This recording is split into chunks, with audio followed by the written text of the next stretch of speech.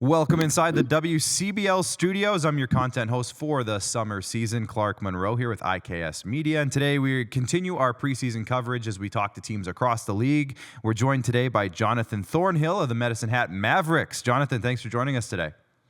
Thanks for having me. So before we dive into the Mavericks talk, just wanted to get to know you a little bit better. For those who might not know, what else are you involved in from a baseball standpoint in terms of away from the Mavericks? What else are you involved in your life? Just wrapped up my second season as assistant coach at Valley City State University, NAIA program out of Valley City, North Dakota. And then other than that, previously it was a D3 gig in Westminster and Fulton, Missouri. And just, field work, a lot of groundskeeping work here at Charlie Brown Field and the WCBA association that's here in Valley City.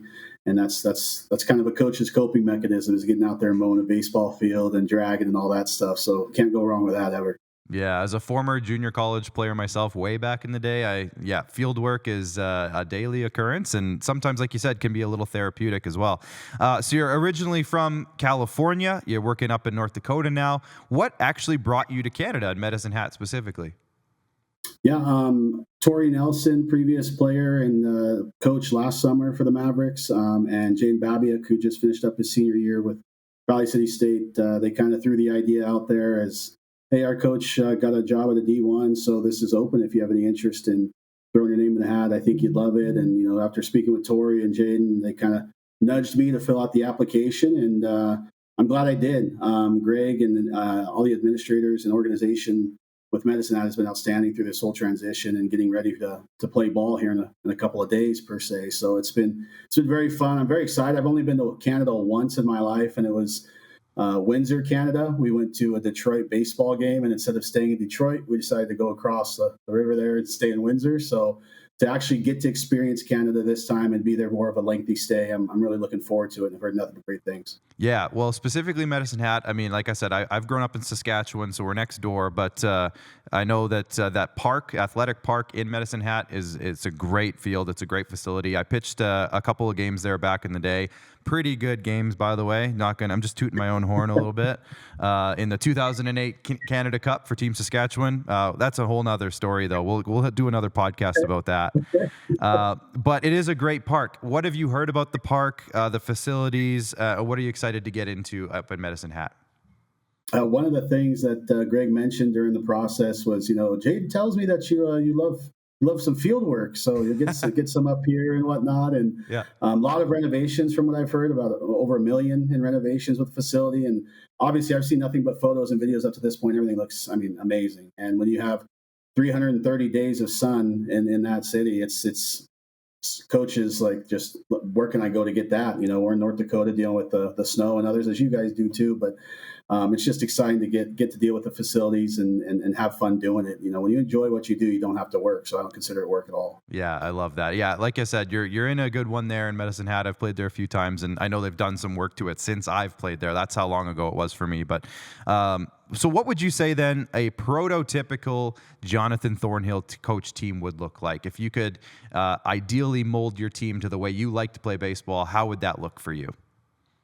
We're going to have fun. I think a lot of stuff in today's game, everybody wants to be perfect. We're going to make mistakes. Everybody does. It's obviously the cliche of how do you bounce back from them, but limiting those, but having fun and just enjoying being there. If you can just enjoy doing what you're doing, no pressure on you and whatnot, your skills will take it for you in regards to it. We're not here to coach your energy, your effort. That is something that should just be natural for you. You're a college athlete.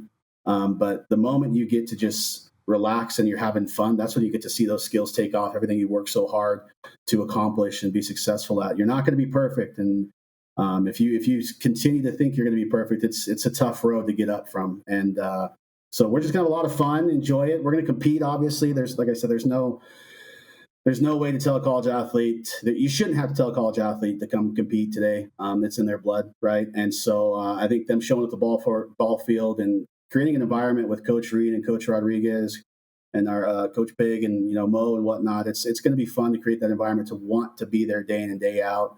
And even on off days, guys are going to want to get swings in and whatnot. And it's just creating that environment to where they want to be there day in and day out and have some fun and just build off of that. And from everything else, pitching, can't stand walks. I think every coach will tell you that, sitting there watching a walk fest, it's tough. But pitchers don't purposely go out there and walk people, just like hitters don't purposely go up there and strike out. So just buying into what we want to do day in and day out, but it's going to start with having fun and enjoying it. And once we do that, it's going to take care of itself.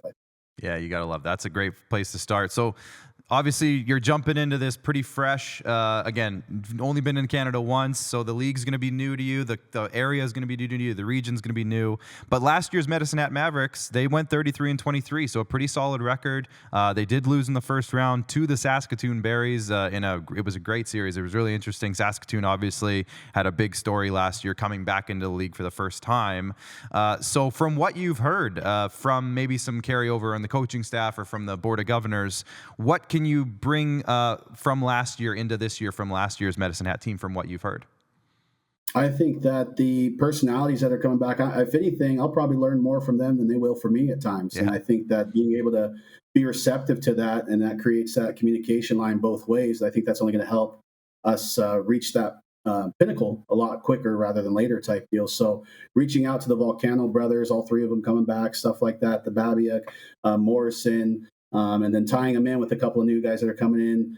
It's going to be fun in regards to all of us learning from each other and the competitiveness that's there, and not alone just MedHat, but the Wick Bowl in general. So it's going to be exciting. Respect for coaches. Got a chance to meet Coach Mitch from Okotoks, and he coached at Bellevue as an assistant. So got a chance to chat with him a little bit in our final game against each other, and I'm definitely excited to build those rapports. But at the same time, it's going to be fun competing against each other and learning from each and every one of the guys in the program. Definitely. So in terms of the process and the timing of everything, in terms of when you were named the coach of the team and everything, have you been involved in the recruitment process for the new players coming in this year? Yeah, so it's been kind of all hands on deck in regards to finding guys. Coach Caesar and I, especially when it comes to pitching, we talk a lot about, he pitched in this league. So really leaning on him and saying, hey, do you think this is a guy that's going to help? Do you think this guy's going to compete in regards to that? And so, and it's his staff. I'm not going to micromanage. I'm going to go to him and say, hey, who's up today? What can we expect from him? Stuff like that. But Caesar's been a crucial part in finding our pitchers for this summer. And then offensively, the benefit that we kind of had to deal with this year is a lot of the position guys are coming back, so that we didn't have to find as many position guys, but you still got to find a couple. It's part of the process, and you start to get your list together for potential second half things and whatnot. So, but yeah, involvement from Coach Reed, all of us, all hands on deck. It's been good, and we're pretty satisfied up to this point. Never going to be perfect, but definitely happy for what's coming in next week. So, Jonathan, if I were to tell you that, the end of the season, the Medicine Hat Mavericks have won the championship, everything went great. But what would your initial thought be if I told you to fill in the blank in terms of what the X factor for that would be? What's the X factor for Medicine Hat to get all the way this year? Your cliches: defense wins championships, pitching wins championships. I think you guys have all heard that, but I go back to the fun factor. If you can just mentally enjoy what you're doing and not put all this pressure on yourself and just go out and play baseball, your skills speak for themselves. So your skills have gotten you to this point. Your skills have gotten you to be looked at by coaches in the Wick Bowl and other organizations. So if you play loose and have a good time, everything else will follow. And the discipline factor, we'll hold guys accountable if we need to and stuff like that. But it's self-inflicted in regards to discipline. So fun's just the big thing.